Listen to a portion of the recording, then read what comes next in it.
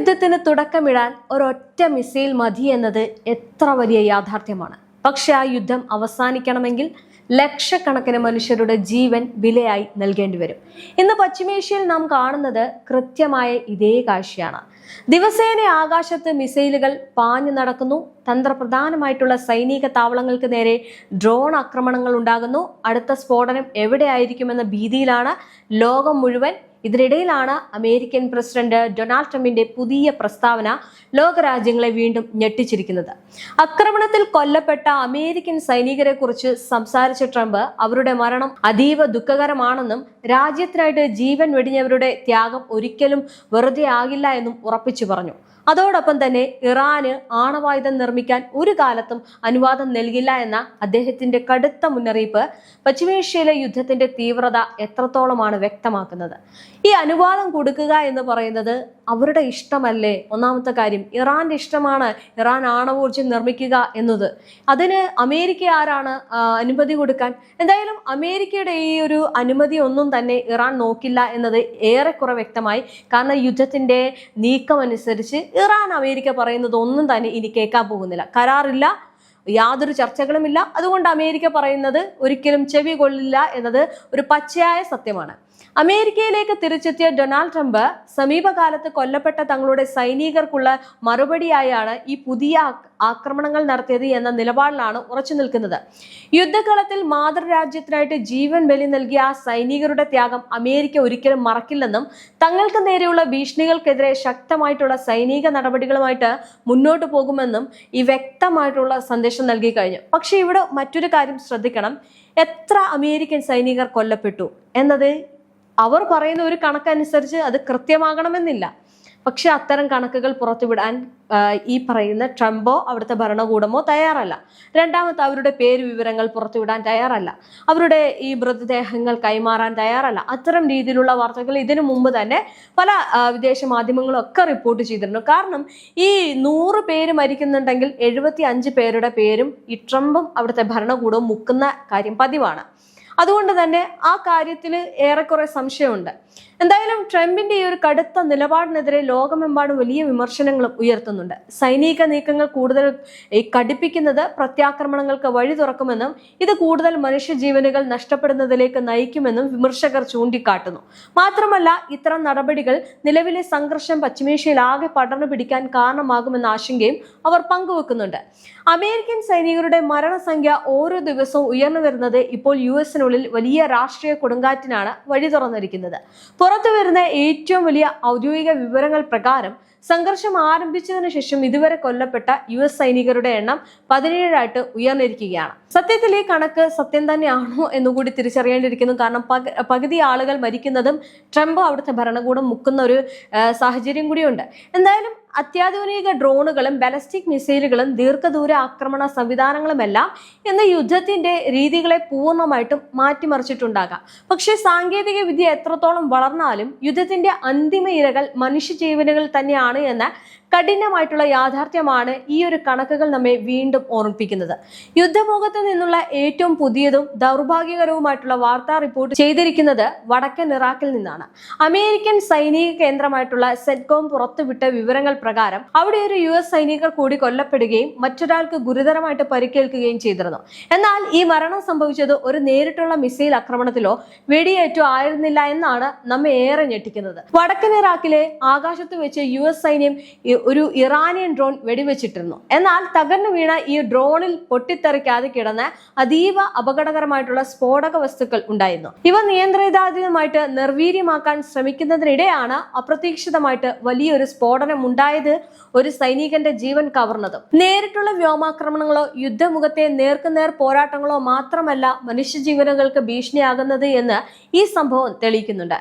യുദ്ധം നടക്കുമ്പോൾ അവിടെ അവശേഷിക്കുന്ന പൊട്ടിത്തെറിക്കാത്ത ബോംബുകളും മൈനുകളും ഡ്രോൺ അവശിഷ്ടങ്ങളും എല്ലാം വരും നാളുകളിൽ എത്രത്തോളം വലിയ കെണികളായി മാറുമെന്നതിന്റെ ഏറ്റവും ഭീതിജനകമായിട്ടുള്ള ഉദാഹരണമാണ് ഇപ്പോൾ ഇറാഖിൽ സംഭവിച്ചിരിക്കുന്നത്. ഇറാഖിലെ ഈ ഒരു ദൗർഭാഗ്യകരമായിട്ടുള്ള സംഭവത്തിന് തൊട്ടു മുമ്പാണ് ജോർദാനിൽ വെച്ചും അമേരിക്കൻ സൈന്യത്തിന് കനത്ത തിരിച്ചടിയേറ്റത്. അവിടെ നടന്ന അതിശക്തമായിട്ടുള്ള ആക്രമണത്തിൽ 2 US സൈനികർക്കാണ് ജീവൻ നഷ്ടമായത്. ഔദ്യോഗിക കണക്കുകൾ പ്രകാരം പശ്ചിമേഷ്യയിൽ നിന്നുള്ള ആയുധ സംഘങ്ങൾ ഒരേ സമയം വിനാശകാരികളാകുന്ന ബാലിസ്റ്റിക് മിസൈലുകളും ആത്മഹത്യാ ഡ്രോണുകളും ഉപയോഗിച്ച് നടത്തിയ ആക്രമണമാണ് ഈ ദുരന്തമുണ്ടായതിന് പിന്നിൽ.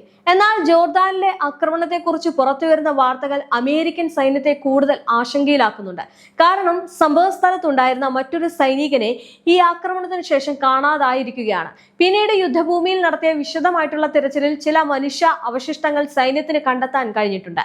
ഇത് കാണാതായ സൈനികന്റേത് തന്നെയാണോ എന്ന് ഉറപ്പുവരുത്താൻ ഇപ്പോൾ വിദേശത്ത് അത്യാധുനിക DNA പരിശോധനകൾ ഉൾപ്പെടെ പുരോഗമിക്കുകയാണ്. ഈ ആക്രമണത്തിൽ മറ്റു നിരവധി സൈനികർക്ക് പരിക്കേറ്റിരുന്നു. അവർക്ക് ഉടനടി വിദഗ്ധമായിട്ടുള്ള സൈനിക ചികിത്സ ലഭ്യമാക്കിയതും പരിക്കുകൾ ഗുരുതരമല്ലാതെ ചില സൈനികർ പ്രാഥമിക ശുശ്രൂഷകൾക്ക് ശേഷം വീണ്ടും പോരാട്ട ഭൂമിയിലേക്ക് തന്നെ തിരിച്ചു നിയോഗിച്ചതായും അമേരിക്കൻ സൈനിക വൃത്തങ്ങൾ വ്യക്തമാക്കുന്നു. സൈനികരുടെ ഈ ഒരു ദൗർഭാഗ്യകരമായിട്ടുള്ള മരണങ്ങൾക്ക് പിന്നാലെ അമേരിക്കൻ പ്രതിരോധ സെക്രട്ടറി പീറ്റർ ഹെക്സത്തും സ്റ്റേറ്റ് സെക്രട്ടറി റൂബിയോയും തങ്ങളുടെ അഗാധമായിട്ടുള്ള അനുശോചനം രേഖപ്പെടുത്തിയിട്ടുണ്ട്. മാതൃരാജ്യത്തിന്റെ സുരക്ഷയ്ക്കായിട്ട് തങ്ങളുടെ ജീവൻ തന്നെ ബലി നൽകിയ ഈ ഒരു സൈനികർ അത്യാന്തികമായിട്ടുള്ള ത്യാഗമാണ് ചെയ്തത് എന്നും ഈ കഠിനമായിട്ടുള്ള സമയത്ത് രാജ്യം മുഴുവൻ ഒരു കുടുംബങ്ങൾക്കൊപ്പം ഉണ്ട് എന്നും അവർ വ്യക്തമാക്കി. എന്നാൽ ഇതേ സമയം തന്നെ അമേരിക്കൻ ജനതയ്ക്കുള്ളിൽ നിന്നും ഭരണകൂടത്തിന് നേരെ കടുത്തൊരു ചോദ്യം ഉയരുന്നുണ്ട്. ഈ യുദ്ധം അവസാനിപ്പിക്കാൻ ഇനിയും എത്ര മനുഷ്യജീവനുകൾ കൂടി നമ്മൾ വിലയായി നൽകേണ്ടി വരും? ഈ സംഘർഷത്തിന്റെ മറുവശത്ത് അമേരിക്ക നടത്തുന്ന ഓരോ സൈനിക നീക്കങ്ങളും തങ്ങളുടെ പരമാധികാരത്തിന് മേലുള്ള കടന്നുകയറ്റമാണ് എന്നാണ് ഇറാൻ ആവർത്തിച്ച് വ്യക്തമാക്കുന്നത്.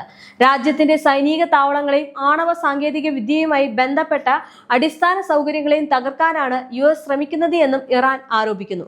അതുകൊണ്ട് തന്നെ തങ്ങൾക്ക് നേരെ ഉണ്ടാകുന്ന ആക്രമണങ്ങൾക്ക് തിരിച്ചടി നൽകുന്നത് അന്താരാഷ്ട്ര നിയമപ്രകാരം സ്വയം പ്രതിരോധത്തിന്റെ ഭാഗമാണ് എന്നാണ് ഇറാന്റെ നിലപാട്. എന്നാൽ ഈ ആരോപണങ്ങളെ പൂർണ്ണമായും തള്ളിക്കളയുന്ന നിലപാട് അമേരിക്ക സ്വീകരിച്ചിരിക്കുകയാണ്. പശ്ചിമേഷ്യൻ മേഖലയിലെ സമാധാന അന്തരീക്ഷം വീണ്ടെടുക്കുന്നതിനും തങ്ങളുടെ സഖ്യകക്ഷികളുടെ സുരക്ഷ ഉറപ്പാക്കുന്നതിനും വേണ്ടിയാണ് ഈ സൈനിക നടപടികൾ എന്നാണ് US വ്യക്തമാക്കുന്നത്.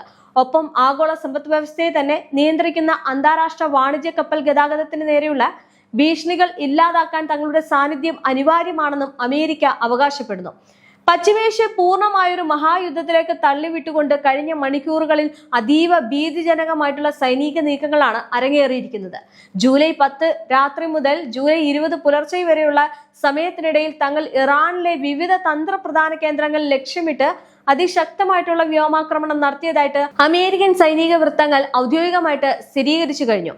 ഇറാന്റെ പ്രധാന തീരദേശ നഗരങ്ങളിലും തുറമുഖങ്ങളിലും ഇതേ തുടർന്ന് വൻ സ്ഫോടനങ്ങൾ ഉണ്ടായതായിട്ട് വിവിധ അന്താരാഷ്ട്ര മാധ്യമങ്ങൾ റിപ്പോർട്ട് ചെയ്യുന്നു.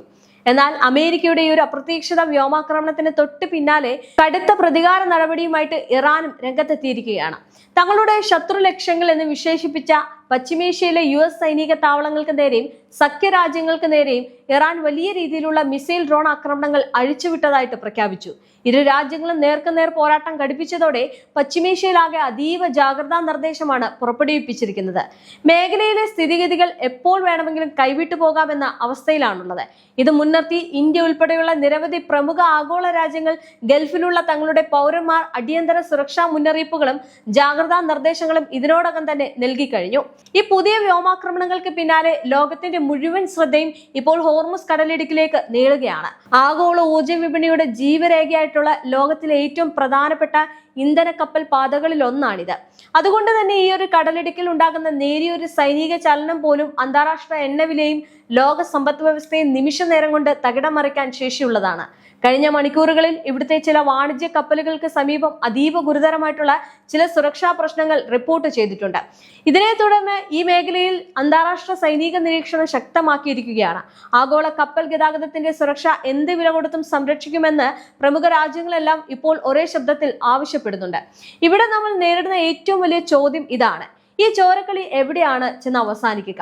ഓരോ ആക്രമണത്തിന് പിന്നാലെ മാരകമായൊരു തിരിച്ചടി, ആ തിരിച്ചടിക്ക് മറുപടിയായിട്ട് അതിലും വലിയ സൈനിക നടപടി എന്ന ദുരന്ത ചക്രം ഇങ്ങനെ തുടർന്നുകൊണ്ടേയിരുന്നാൽ പശ്ചിമേഷ്യൻ മേഖലയുടെ ഭാവി എന്താകും?